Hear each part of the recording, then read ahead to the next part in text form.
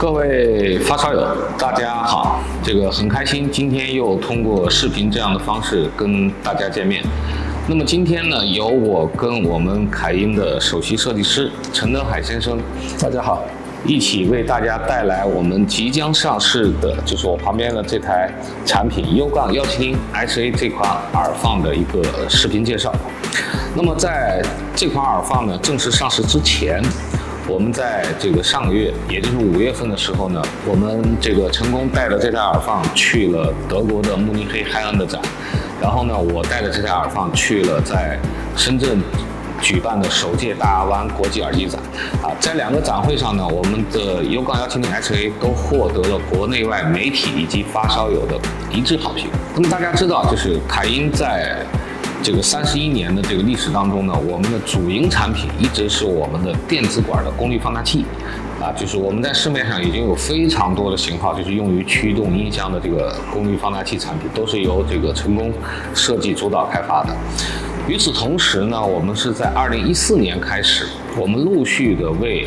耳机的发烧友带来了很多电子管的纯耳放的产品。那么目前在世的呢有HA1A Mark II、HA2A 也是我们今年2月份刚刚推出的一个全古董管的一个电子管耳机功率放大器，然后 HA3A、HA6A 以及 HA300 Mark II 分体式的耳机功率放大器。每一款HA 系列的耳放的电子管的搭配都是由我们的成功亲自去选择，然后进行主观的声音的调教。那么这回的U-170 HA 呢，它也是一款全新设计的耳机功率放大器。它的功率管呢是由2021年刚刚推出的 KT170 担任的。那么 KT170 这个管子呢，在原厂开发的时候，其实凯英是参与了它的深度的测试，可以说这款管子可以快速的上市我们是做了大量的工作。成功也可以给大家简单的介绍一下，原厂在做这款电子管的时候，我们协助原厂做了哪些在研发方面的一些工作。好的，Sparco公司呢跟 NewSensor 公司呢有着长期良好的合作关系。其实前期的话，我们也有跟他做过 KT150的一个电子管的一个前期的一个测试。后期他们开发的KT170的话，凯英也深度介入它的产品初期的一个研发的一个验证过程。他们也希望找到一个有实力的厂家，有技术测试手段，还有市场口碑的一个厂家，来配合他们在前期开发的时候，在电子管的稳定性声音方面去做一个改进。在这个过程中的话，送了4次样来给我们做测试。目前发现这款管的话，一个是声音表现非常全面，而且功率也非常大，这也是目前在产的电子管耐压最高、功率最大的宿舍设计管。应该说也是一个划时代的一个产品。因为早期的大家最津津乐道的是 KT88 到现在已经过去几十年了，所以一直没有一个更优秀的管来替代KT88 管，所以 NewSensor 公司开发KT150、KT170，应该说我认为是一个划时代的一个产品。从我们使用的反馈来看，表现还是值得大家肯定的。归纳一下重点耐压最高，对吧？功率最大，然后速射四极管，对也是声音表现也非常全面。实际上呢KT170呢，在凯英的产品线当中，其实它已经不陌生了因为我们参与了 KT170 这个管子原厂的各种的测试，以及它的初期的开发。所以到目前为止，凯英一共有如果算上U-170 HA 的话，凯英一共有4款采用 KT170 的电子管的产品。包含我们在21年首个推出了U-99i， 就是采用 KT170 做功率管的。然后在2022年年末，我们推出了 U-99i 的一个升级版 U-99i Plus。然后去年的2023年，也是凯英的30周年，我们的30周年的纪念版功率放大器 P30TH 是采用了8支 KT170的这个管子作为功率管，但是呢U-170HA 跟我们之前采用的这个 KT170的功放产品呢，它是在电路架构上是完全不同。在以往的这个采用 KT170的3款这个功放产品上呢，它的电路架构呢都是采用的推挽式的夹一类，P30TH 呢是并联式推挽夹一类，而我们的 U-170HA 它是采用了一个单端夹类的电路架构。成功可以给大家简短的这个算是小科普吧，就是推挽式夹一类和单端夹类，或者说是单端为什么一定是夹类，而推挽呢可以是夹类也可以是夹一类，它在电路结构设计方面有哪些不同，在声音的展现方面也有哪些变化P30TH 的话，它是一款并联推挽的分体式合并式功率放大器。这款机的话，我们采用每个声道4支KT170作为功率放大，也是目前国内电子管功率最大的一款产品。U-170的话，我们采用的是单管单端的一个夹类放大电路，因为推挽电路的话，它是采用正负半周电子管来完成一个完整的正弦波信号。单端机的话，它是一个单管就可以完成一个信号的工作过程。单端放大的话，它是一个功率电子管完成一个信号的全周波的一个放大。所以单端放大器单端放大的话，它没有像推挽机这样存在交业失真，而且这样的话听感上会更加纯净，有韵味，不会产生这些姿势谐波的成分在里面。刚刚也算是这个给大家小小的讲一下，就是我们的U-170HA 它跟我们之前的产品在电路架构上的一个本质区别，它是一个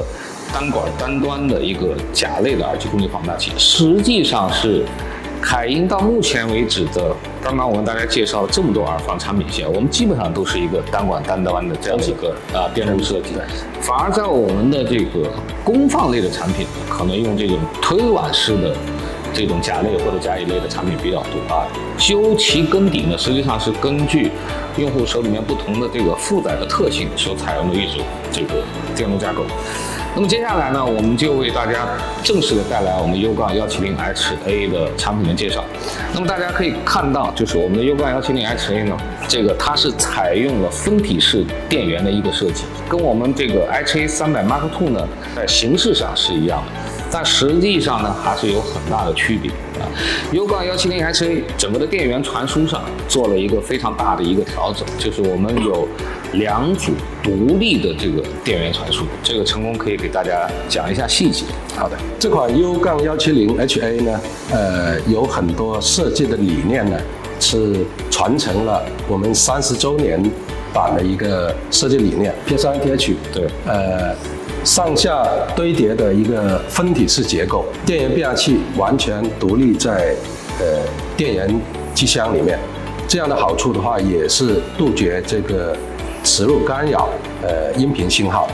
而且我们采用高低压完全独立的电源变压器，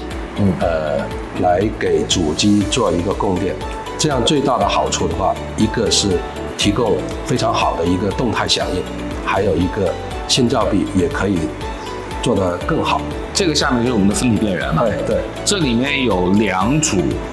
变压器。2个对高低压电源变压器，就是说高压的是一个独立的电源变压器，然后低压是一个独立的变压器。对，然后在我们后面的这个连接线上，大家可以看到有2组这个电源的一个插头，采用的标准的一个航空紧固件的一个插头，分别是独立传输这个高压电源和低压电源。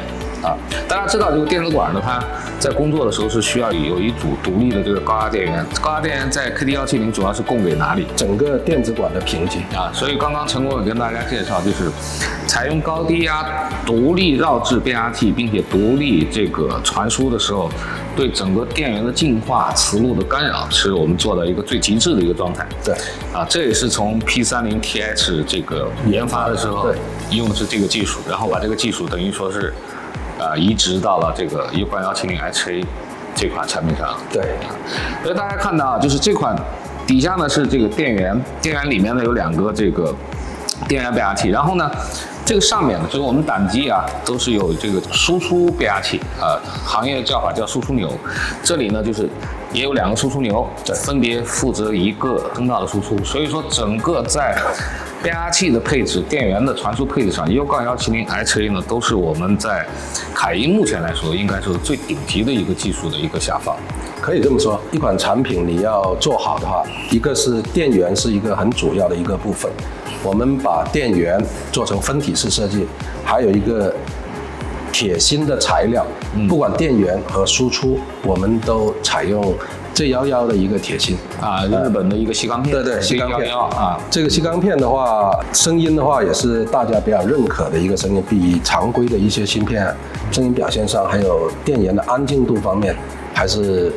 比较有优势。这款机是一个分体设计，我们把有干扰的东西都放在这个电源组织这一边。你比如说电源变压器、整流桥，就灯丝的，还有 MCU 供电的整流桥都安排在这个电源这边。过到主机这边的话，都是直流电或者比较低压的一些交流电，对音频的干扰已经非常小了。大家看到整个机器的话，布局的话，前面热量比较大的就是电子管，也是方便它一个散热。内部的话，这个壳子里面装着2个输出变压器，单端的输出变压器。整个机器的电路、电源供电部分的话，我们采用左右声道完全独立的一个供电分级稳压的一个电路，然后去保证这个机器的相互之间的干扰是做到最小，而且在动态、瞬态来的时候，2个声道之间互相牵扯也是非常少的，保证了整个声音的一个稳定和纯净。大家看到这个操作面板上，跟我们30周年版也是一个风格设计，也就是说，把30周年的一些我们认为比较好的技术也下放到这款我们旗舰的耳放上面。之前这个也跟大家讲过啊，就是采用分体式电源设计的一些好处啊，好处就刚刚陈总讲的，就是归根结底就是我们要令电源达到一个最纯净，然后受干扰最小的一个状态啊，因为它有物理隔绝。当然，这个也有缺点啊，缺点是成本会更高，然后它的相对来说体积会更大啊。所有的事情都是2面的，就是有一得必有一失。我们今天这台17170HA呢，是在这个5月份展会之后啊，大概又是这1个多月的时间里面，我们又经过了几轮的这种就是包括这个电路的验证，然后包含这个声音的主观调教，然后这是目前已经是一个就是我们最终要推向市场的一个版本啊。我们现在呢，我们的工厂已经开始在进行小批量试产了，所以17170HA应该很快会上市跟大家见面。那么我不确定的是，就是我们今天看视频的发烧友当中，是不是有人在现场听过啊？大家应该可以看到变化，就是我们在展会的时候呢，推出来的时候，当时的这2个电压的前级管，当时对，还是用的是就是跟 KT170是同一个品牌，天梭Tonsol 的，对，天梭的6SN7。然后我们再重新这一轮的调音之后呢，就是已经现在大家看到的就是这个用的是JJ的6SN7啊。所以成功可以跟大家介绍一下，就是除了这个我们刚刚所说的功率管之外，我们的这4个小管，它都是这个什么型号？为什么用这样的一个组合？从声音表现上跟之前我们工程机它有哪些变化？大家看到的管都是完全对称的一个布局。首先，这个整流管 JJ 的整流管，基于在34S 的话，这个管是负责给这个声道的前级电路的整个一个供电，这边是负责另一边的前置电路的供电。刚才我说了，就是我们设计的话是左右声道完全是独立的，就是2只单整流管。对，34S。对，前级放大的话，我们依然使用这个6SN7。前期可能大家在展会上看到的是用天梭的6SN7 GTB， 后来选用这个 JJ 的管的话，我们也是经过反复的验证。听音在2者之间，最后选择了这个 JJ 管，感觉它的声音表现更全面一些，无论从细节、乐感方面都要更优一些。这个 U-170SA 呢，我们在整个的主观听音，光我跟成功，我们两个应该来来回回听了差不多有6、7轮啊。说实话，这个所有的 Hi-Fi 产品主观听音调教是一个非常枯燥的一个过程动一点电路，然后我们要重新听一次，而且呢是需要你对声音记忆有非常。怎么说呢？我觉得是非常深刻的理解和经验。对啊，我觉得这个经验呢，就玩 Hi-Fi 呢，说老实话，听音经验是必不可少的一环。所以大家可能会说，哎呀，很多这个我们当然不说别人啊，就是指标不错，但是这个乐感听起来不是那么一回事情。就是真正一个好的 Hi-Fi 品牌，它的声音是有传承性啊。这个我们今天不在这里展开了。刚刚成功给大家介绍了，就是整流管呢是用接的管子，这也是现在在生产的管子。然后呢，前级管呢也是接的 6SN7。那么 6SN7 呢，有很多个品牌。包括国东管，包括现代管，就是整个 U-170SA 除了这2支功率管，应该说现在是市面上是没有任何可以去替换的这个管型之外，无论是它的整流管，还是它的这个前级的这个电压放大管啊，我们知道很多这个，特别是我们胆机发烧友，他们都喜欢这个换管子，对啊，所以说呢，就是我们厂家在这个我们现在生产和设计的基础上，我们给出的这个管型搭配。这个有些爱换管的烧友呢，可以根据自己的喜好再去自己调配啊。这个跟 N-OS 它有一个最大的区别，就是很多 N-OS 古董管你是很难去找到替换的这个管型的。比如说我们才推的这个 HA2A， 对啊，就有烧友说他想换管换啥，我说你没得换，这个是古董管的一个局限啊。但是现代管呢，它具备这样的一个可能。当然就是我们不是想告诉大家说你换管就能带来最好的声音。换管声音风格是有变化，但是它这个声音风格的变化是正向还是负向，这个是需要每一个发烧友你自己去鉴定的。我们厂商品牌呢所能给出来的是在现有阶段下，在一个相对合理的成本的控制的需求下啊，然后呈现出来一个最好的一个声音搭配啊，这也是我们玩发烧的这个就是大家惯遵循的一个传统。因为这个管的话，像这个 6SN7， 当时我们在产品设计之初的时候也有考虑过，用NOS 的电子管，但是那种电子管的话，声音可能比现在这个管声音会更好，但是的话，可能发烧友要找这种替代管就比较困难了，成本也高，市场存量也不大，就比较冷门。所以呢，后来我们决定还是用现在还在生产的，而且这种替代管也比较多的型号，来用到这个产品上。这样的话，发烧友在玩机的过程也通过换管带来更多的一个乐趣。好，这个整个电子管的组成部分呢，我们就基本上暂时介绍到这里啊。然后接下来给大家带来一些就是U-170SA 的功能的方面的一些介绍。正面板的这些呢，这个熟悉我们耳放产品的大家应该可能都比较了解啊。最右边的这个拨杆呢是这个输出阻抗的这个选择。其实这个阻抗呢，严格来说它不叫输出阻抗，它应该叫做阻抗匹配，就是说呢，它去根据你手里的耳机负载的这个阻抗，你去做相对应的这个选择，分成了3档低档、中档、高档。这个我们以往产品都有，我就不在这里讲。然后呢，这边呢分别是3路的切换，对应的从左到右啊，完全物理对应下面的3个口，分别是6.35的这个单端接口，4.4的这个平衡以及4拼的一个平衡，这是它的一个功能的切换。这里呢是一个电位器，这个电位器给大家介绍一下，跟以往我们在 HA300 Mark II 和 HA6A 上采用的那个步进式的电位器是不太一样啊，它是一个270度的一个碳膜的一个电位器，但是呢，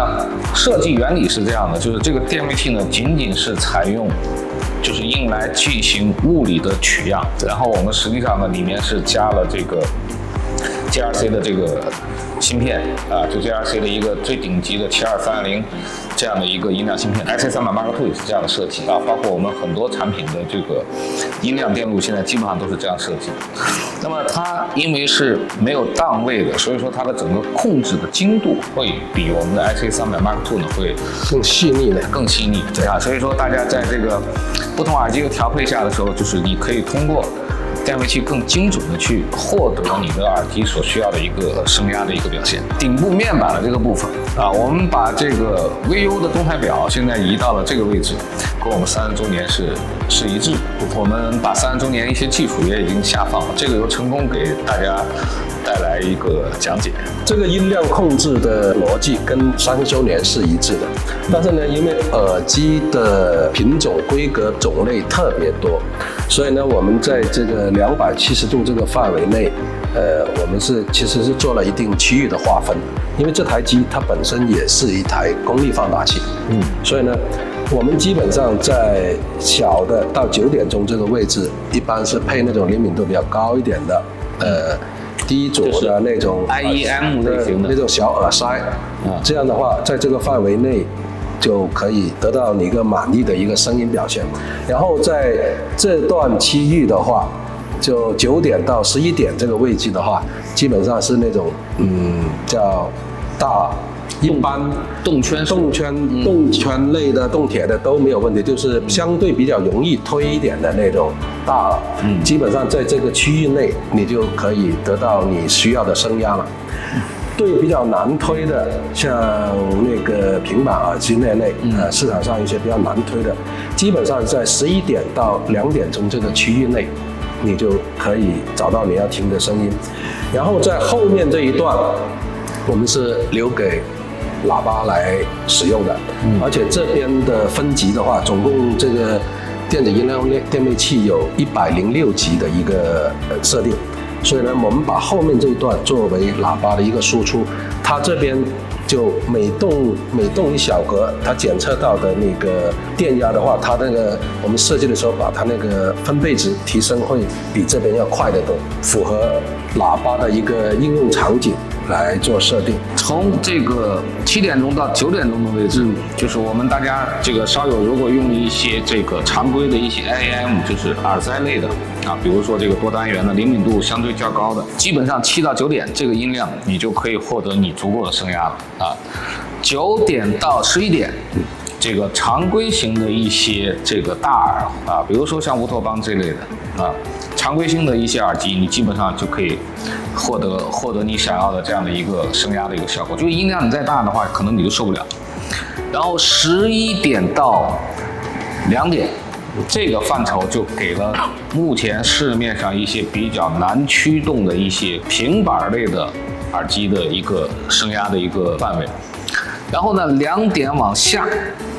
是给了我们后面的一个喇叭啊，驱动音箱的这样的一个音量的控制范围。那么刚刚其实就成功在讲的时候跟大家介绍了，U-170HA呢，它不仅仅是只有耳机的一个功率输出，它同时我们也在后面啊，大家可以看到我们的后板有一路8欧的这个用于接喇叭的一路端子，也是说我们在 KT170这个管子上应用推出的一款单端甲类的，对吧？功放啊，在这款应用的时候，它的功率输出推8欧的喇叭，功率输出能达到多少？18瓦，非常猛的功率。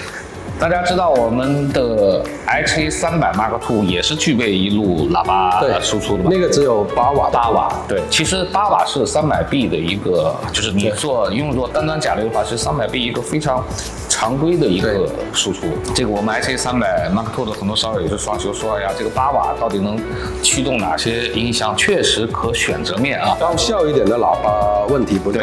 但你要推那种大箱是稍微有点吃力，书架箱啊之类，或者效率高一点的落地箱都是可以。大家可以看一下，就是18瓦的单端甲类的这样的一个喇叭的功率啊，虽然说它不算太高，但是基本上可以驱动一些大型的书架箱、小型的落地箱，然后这个当然你的单元非常多，那个手喇的话也不行。那基本上我这个3路2分频啊，或者是这个3路3分频啊这一类的喇叭，然后大家关注一下灵敏度，都是没问题。就是那种号角大型的号角箱，效率比较高，号角的灵敏度高，推得非常好。然后成功可以介绍一下这一块都跟我们以往产品有哪些不一样的地方？这个产品的话，因为我们也把很多30周年的技术下移到这款产品。你比如说首先一个就是自动偏压调整电路，还有一个3级超线性选择电路，还有喇叭跟耳机输出的选择，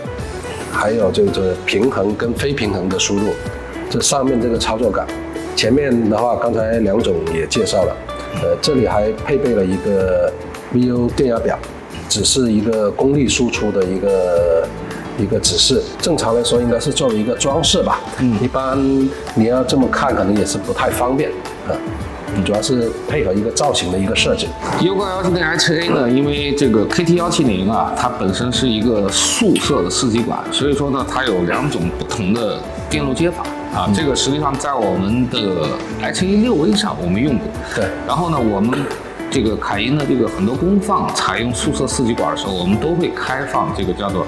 3极管的接法和这个超线性的接法啊，这个要注意一下。就是刚刚我们这个介绍的时候说的这个18瓦的这个功率呢是这个喇叭输出的，而且是在超线性的这个状态下，对，就是3极管这个状态和超线性状态下，它的功率输出是不一样的啊。超线性的要比3极管的方式要大一些，对。当然声音呢，它也是有区别的。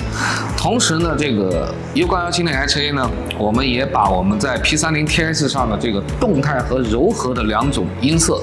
这个也传承了下来。所以说，在整个U-170HA 上呢，其实大家可以得到4种不一样的声音效果，分别是3极管的这个接法。对，3极管接法下，你可以选择动态或者是柔和的这样的一个音色模式。那么同样的，在超线性的接法下，你也可以选择动态和柔和的这样的一个模式。那么3极管超线性我们以前讲过，我们今天就不讲了。那么成功可以介绍一下，就是动态和柔和，你是怎么样在电路结构上令它们产生这样的一个音色的变化？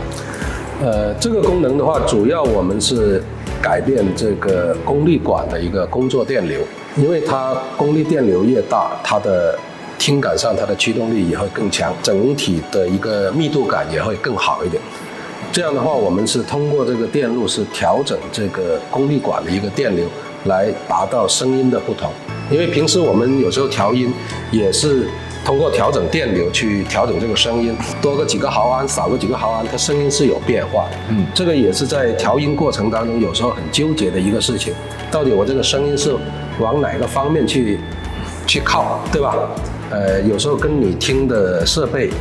有时候跟你的个人的一个心情也有关系，有时候就比较纠结这个东西。所以的话，这个我们把这个功能的话就给到烧友，你不同的耳机，有的耳机表现是比较注重分析力，有的是注重韵味的，对吧？那你就可以通过调整动态跟柔和，还有超线性3极管，来达到你想要的一种声音。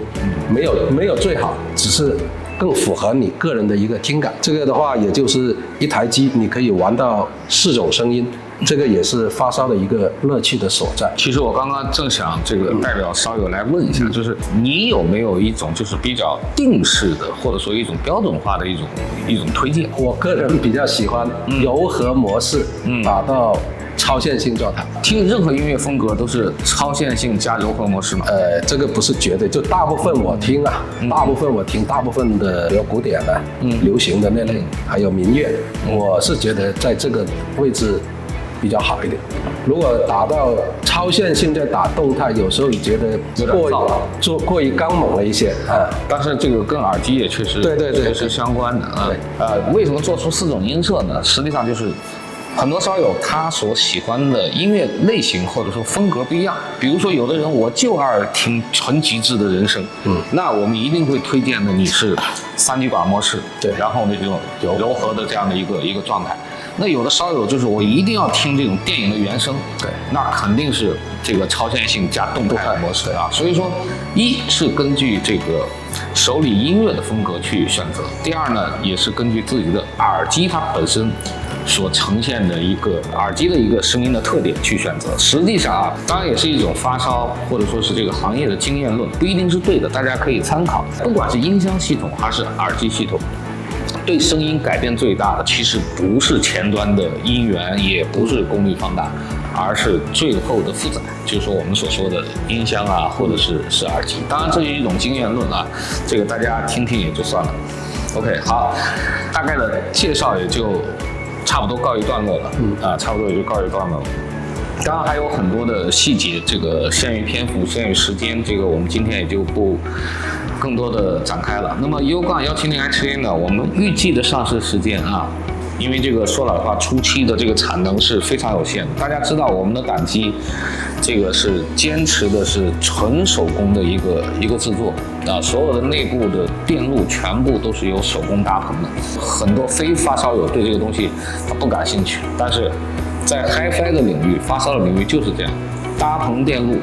耗时耗力，但是坚决的一点就是点对点之间的这个传输最直接、最少干扰是最低的啊。所以说，